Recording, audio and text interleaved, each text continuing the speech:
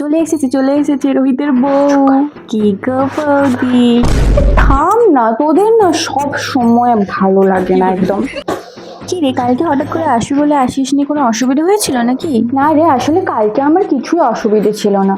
হঠাৎ করে রোহিতের একটু প্রবলেম হয়ে যায়, তাই আমিও আর একা একা আসিনি। খুব বোর ফিল করি ওকে ছাড়া আমি। বাবা এতদিন আমরা এত মজা করেছি, কোনোদিনও বোর ফিল করিসনি, হঠাৎ করে রোহিতের সঙ্গে রিলেশনশিপে আসার পর আমাদের সঙ্গে আবার বোর ফিল করছিস? তোরা আমাকে যা ভাবতে পারিস, আমার first priority always Rohit, Rohit আর রোহিত।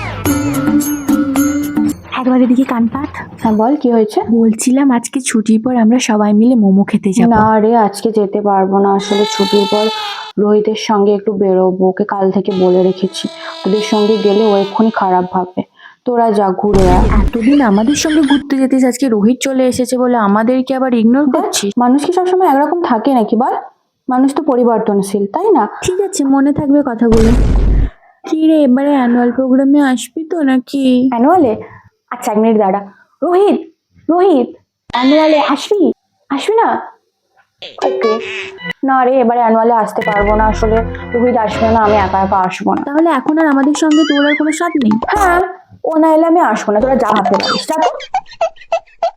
তোরা আমার কাছে বস, গল্প কর, আমরা আগের মতো আবার থাকবো। তোর মতো মেয়ের সঙ্গে আমরা বন্ধুত্ব রাখতে চাই না। আসলে আমার না ব্রেকআপ হয়ে গেছে রে।